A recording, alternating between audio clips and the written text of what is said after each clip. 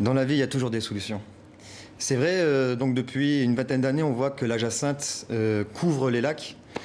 Et malheureusement, c'est pas forcément bon pour la biodiversité, pour la pêche. Mais on s'est rendu compte qu'il y avait des bienfaits dans cette plante. Elle a des grands pouvoirs d'absorption d'hydrocarbures et de métaux lourds.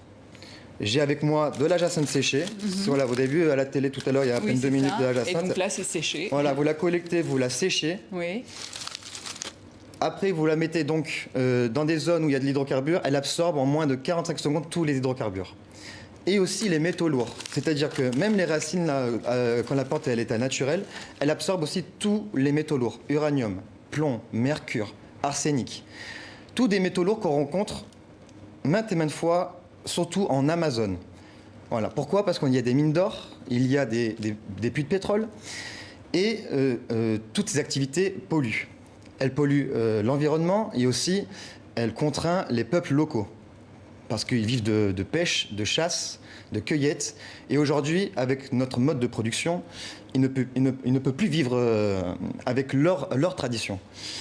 On a trouvé un moyen que cette jacinthe-là, qui vient d'Amérique du Sud, de Colombie et du Venezuela, d'Amazone, on a trouvé une solution entre ces deux phénomènes, entre notre mode de production, les entreprises qui sont sur place, et essayer de trouver une solution pour sauver la nature, l'environnement, et sauver aussi les peuples locaux qui vivent sur place. Et c'est une idée de transformation qui a germé au Bénin.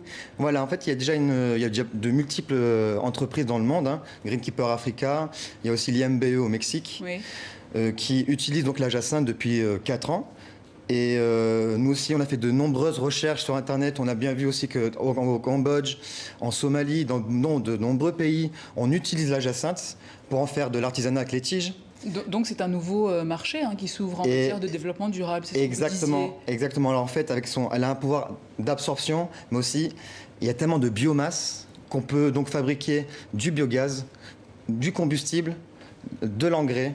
Et aussi de l'artisanat avec les tiges. Et du coup, vous parcourez le monde avec votre association pour agir, pour sensibiliser. Exactement. Comment ça se passe? Nous, on est vraiment attachés à relever les choses positives de la vie de tous les jours que la vie nous offre pour créer un monde meilleur pour les générations futures.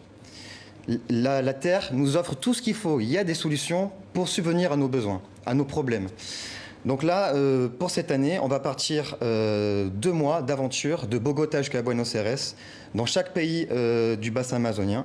On va rencontrer des scientifiques, des botaniques, des ONG de peuples locaux, et on va leur donner ce savoir dans les mains. Le savoir donc de la jacinthe, pour pouvoir justement aider les peuples locaux à absorber les métaux lourds, avoir de l'eau potable, et surtout créer de l'énergie verte, pour avoir une autonomie locale. Et des projets, vous en avez plein la tête. Parmi les autres projets, il y a celui de l'Artémésia, ce remède naturel contre le paludisme.